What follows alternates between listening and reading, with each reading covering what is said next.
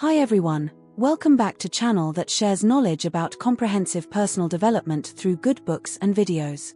Today's video is part 2 of the book, The Consolation of Philosophy, a continuation of the philosophical methods to be able to heal ourselves and bring warmth and inner strength within us. And now, we will together go into the first part of today's video, consolation for those who feel imperfect. The philosopher Montaigne was born in southwestern France in 1533. He lived in a magnificent castle. At the age of 30, he inherited the family's farm management, but he was not very interested in this and preferred to read books alone upstairs.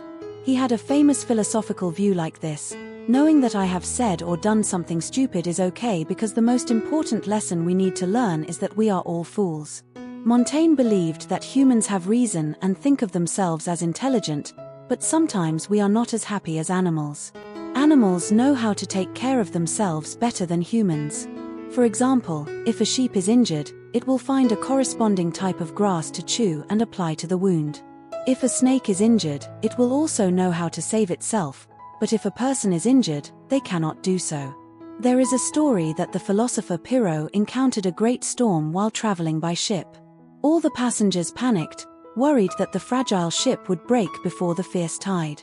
The only passenger who did not lose his composure and sat quietly in a corner with a very calm expression was a pig. Do we dare to say that the benefits of having reason will help humans reduce suffering in life? We extol reason to the point that we think we can dominate everything. But when we have knowledge and reason, why can't we still have real peace? Reason gives people the ability to judge and perceive, but the price paid for it is very high. It creates conflict, doubt, worry, ambition, envy, lies, infidelity, war, etc. We need to live rationally, but if we overemphasize reason, which means believing that what we think is absolutely right, it will indirectly lead to suffering because of the shortcomings and imperfections of life. For example, being obsessed with not having a beautiful body, being obsessed with being less intelligent, getting low exam scores, not having a high academic achievement, a career that is not successful. Montaigne said that the most foolish person is the one who cannot accept that he can be a fool, an imperfect person. So what? Because in the end, we are all fools. We are fools because the physical body always has limitations, greatly influences people, and no one can escape this heavy body. No matter how noble we seem, we all have to sit on our butts. That is a witty saying of this philosopher. Therefore, there is not too much difference between people. A person with flaws does not need to feel inferior. All organs on the body from head to toe are equal. We don't need to try to cover up any part that we don't like, nor do we need to be upset about it. After all, everything is just organs of the human body. Besides that, we are also foolish because this brain overemphasizes reason and self. Therefore, we have made the problem too important when we see ourselves as weaker than others. For example, many parents place great importance on the achievements of their children. Montaigne believes that the grades at school do not represent intelligence. A person's intelligence is reflected in life lessons, in tests from the problems of everyday life, not in books. Human life is inherently a mixture of madness and wisdom. Therefore, if we admit our weaknesses, stop feeling inferior about what is not as we wish, and stop showing off what makes us complacent, then by living in a way that is half wise and half foolish, unique to ourselves, we will also have a fulfilling life. Consolation for those who are sad. Speaking of sadness, we cannot fail to mention Schopenhauer. He was a philosopher who was sad and lonely his whole life, and only received countless accolades after his death. Famous people who were deeply influenced by him include Nietzsche, Freud, Tolstoy, Einstein, and Jung. Schopenhauer was born in 1788 in a city in Germany, which is now part of Poland. His childhood was both fortunate and unfortunate. His father was a wealthy businessman who lived in seclusion, while his mother was an enthusiastic and cheerful person. The two had different personalities and often argued.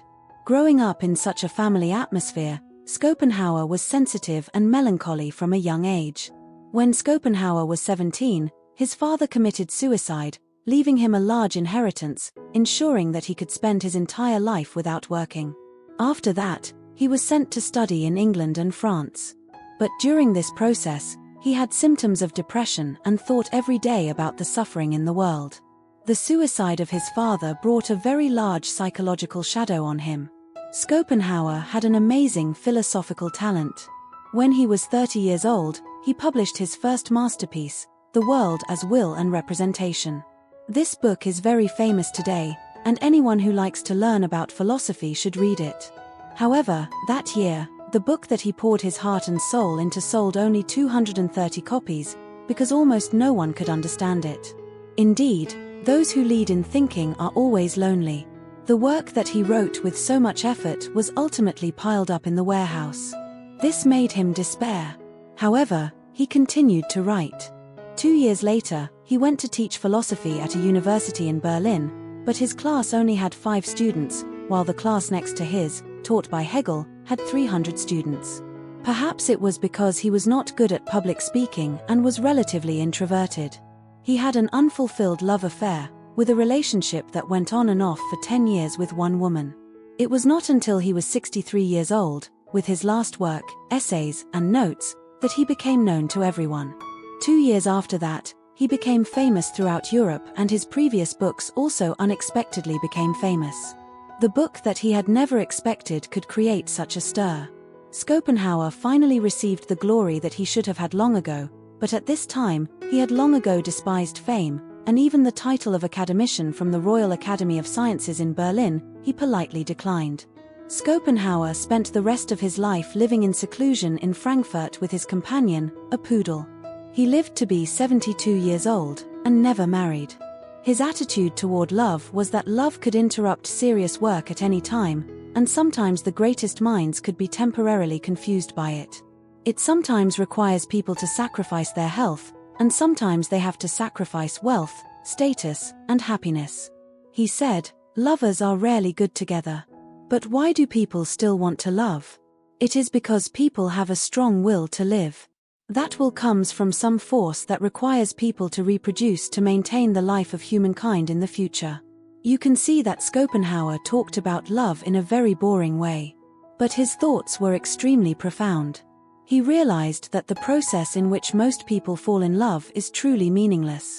You lie, I lie. You care only about you, and I care only about me. It is the strong will to live that makes each person do this repeatedly from generation to generation. Schopenhauer was the first pioneer in voluntarism. He believed that the will is higher than reason. Life is a tragedy, and desire is the root of all suffering. His philosophical thoughts may seem pessimistic, but they can make people become extremely strong in loneliness. Schopenhauer's core view of life is that it has no value at all. People only rely on needs and illusions to keep going. In fact, people are dedicating their lives to a meaningless existence. He said, "Life is like a pendulum swinging between pain and boredom.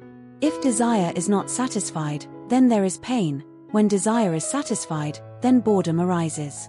So, faced with such a tragic life full of suffering and meaninglessness, what should we humans do? Schopenhauer believed that a truly wise person needs to do this. When digging a hole in the dark, we must try to turn tears into knowledge, meaning to clearly recognize the meaninglessness of human life. We need to survive and learn to do one thing, that is, turn pain into knowledge. This is the only way to make you live a different life, and also how Schopenhauer heals his own suffering. You will see that, ultimately, thinking is the source of happiness. The richer your inner spiritual world, the happier you will be. Music. Consolation for those who are not living as they wish. The last philosopher is Nietzsche. What this philosopher brings to us is healing in the midst of difficulties. Nietzsche said that for those that I care about, I wish them suffering, loneliness, sickness, abuse, and slander. I wish they would not have to endure those ordinary experiences of self-deprecation, looking down on themselves, being tortured by their lack of self-confidence, and falling into a tragic state after failure. Nietzsche's view is like an upgraded version of Mencius. Mencius also said that heaven gives great responsibilities to a person, first by testing their will, training their bones, making them endure hunger and poverty, and doing things that don't go according to their wishes. These things are only meant to temper perseverance and improve a person's talent. Suffering, for Nietzsche, is an indispensable material to build a brilliant humanity. Therefore, look at Nietzsche's most famous saying, "That which does not kill you will make you stronger." This is the truth, and the core argument of his philosophy. At the age of 21, Nietzsche went to a bookstore and, with some compelling force, was led to read Schopenhauer's The World as Will and Representation. From then on, he was influenced by the deceased philosopher and always believed that life was meaningless. But when he was 32 years old, Nietzsche went through a major change. He no longer agreed with Schopenhauer's views and said that the theories of the man he had considered his teacher for so long were impractical and did not promote the strength of life. This thought came from his trip to Italy, where he had never laughed so brightly and radiantly before. Therefore, he believed that life was not completely meaningless and full of suffering. And from there, he reinforced his philosophy of the Superman. The Superman here is not what we see in movies. What Nietzsche called Superman is an ability that makes life stronger. A Superman in Nietzsche's philosophy is built upon 4 role models: Montaigne, who we introduced in the previous video, the great German writer Goethe, then Stendhal, the author of The Red and the Black, and finally the famous diplomat, Kayani. These people all have a common characteristic, which is being curious, having a love for art, and being able to dance and laugh even in the darkness. Nietzsche believed that all the pain that follows is based on joy, because you want to pursue joy, so you must be brave enough to endure the pain. He said, suffering and happiness are closely linked. Whoever wants to have a lot in one aspect must experience much in other aspects. You can choose one of 2 things, either have as little joy as possible, so you will not experience much suffering, or experience as much suffering as possible, and you will receive the value in return of enjoying joy from a rich inner self, which until now, few have achieved. If you choose the former, wanting to reduce the level of suffering in life, then you must also reduce your ability to enjoy the pleasures of humanity. In addition, Nietzsche also had a hobby of mountain climbing. He rented a log cabin at the foot of the mountain and often climbed to the top. He especially liked the atmosphere up there and felt that climbing was a difficult but interesting process. It challenged people and created a lot of inspiration. But his financial circumstances were also extremely difficult. While Schopenhauer lived a carefree life in regard to his finances, with a wealthy inheritance, Nietzsche was very poor. He was so poor that he could not afford to buy bread and nearly starved to death. Nietzsche proposed to many women, but none wanted to marry him. After that, Wagner, Nietzsche's friend, advised him to marry a rich woman, but Wagner did not know that the woman Nietzsche secretly loved was actually his wife. Therefore, Nietzsche's love life was also not as he wished. And in 1889, at this time, Nietzsche fell into a state of despair. When he saw a horse being beaten on the street, he suddenly ran and embraced it and said, "I'm suffering so much, my brother."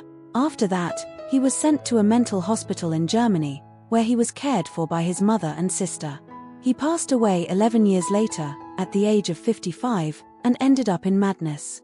The core of Nietzsche's life and philosophy is captured in his quote, which is also a reminder to you that thinking of suffering as an opposition to be eliminated is foolish. After all, the consequences are catastrophic. It is as foolish as wanting to eliminate bad weather. In life, we will certainly encounter difficulties, but these difficulties will be the motivation for you to develop your strength. Don't try to avoid all difficulties, and don't be afraid to suffer, because avoiding them also means you are avoiding all opportunities to shine with the power of your life. So, above are the stories of 6 philosophers. It is difficult to be able to fully understand their thoughts and philosophical views through this short book. What I hope is that these philosophical thoughts can give you a little inspiration, make you feel the interest in it, and receive useful guidance. Who do you like? Who do you receive healing from? What do you need to do next to think more deeply and enrich your inner self? If you have this desire, you can absolutely read more books about that philosopher. In the end, you will see that philosophy is not only a consolation, a healing, but above all, it is wisdom and the knowledge of life. It allows you to face all the difficulties, the shortages, the dissatisfaction, and even the suffering and wounds within you. And it is also the opportunity that allows you to discover the strength within you through wisdom. Thank you for listening. If you found this video useful, please share it with those who need a dose of healing from philosophy, And don't forget to leave your comments to share and learn inspiration for life from a philosophical perspective. Support channel so we can continue to grow by clicking the like button, subscribing, and turning on the notification bell to watch the newest books every week.